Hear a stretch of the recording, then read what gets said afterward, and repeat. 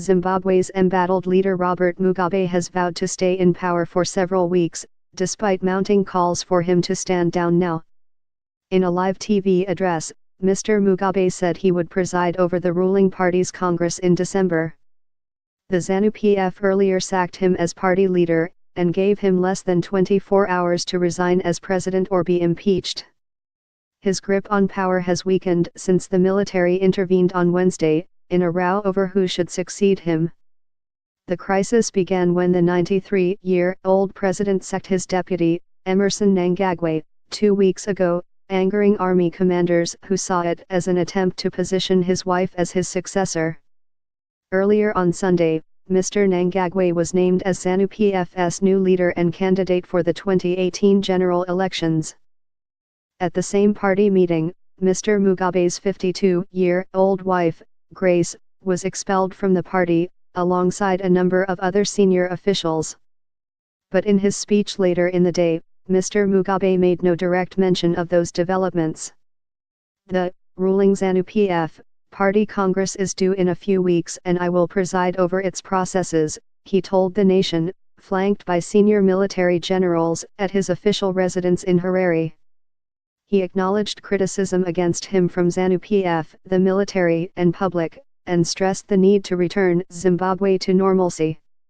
Whatever the pros and cons of how they, the army, went about their operation, I, as Commander-in-Chief, do acknowledge their concerns, he said, in reference to the army's move last week to take over the state broadcaster. He said their actions had not violated the Constitution, but he did not mention any possibility of resigning. Tens of thousands had joined huge demonstrations on Saturday, with many believing he was about to step down. It is not entirely clear how Robert Mugabe can preside over ZANU-PF's Congress next month, following his dismissal as party leader. Party positions are officially decided at the Congress and Emmerson Mnangagwa may officially take over leading the country then. Mr. Mnangagwa, a former state security chief, is nicknamed the Crocodile for his perceived shrewdness. He fled Zimbabwe after his sacking a fortnight ago, but has since reportedly returned. The head of the influential War Veterans Association, which used to back Mr. Mugabe but now demands his resignation, told AFP they would call for further protests. That speech has nothing to do with realities. We will go for impeachment and we are calling people back to the streets, said Chris Mutsvangwa. ZANU-PF has given Mr. Mugabe until midday local time, 10 o'clock GMT, on Monday to resign or else face impeachment proceedings. Impeaching the president would require a 2/3 majority in both houses of Zimbabwe's parliament, which is due to resume on Tuesday.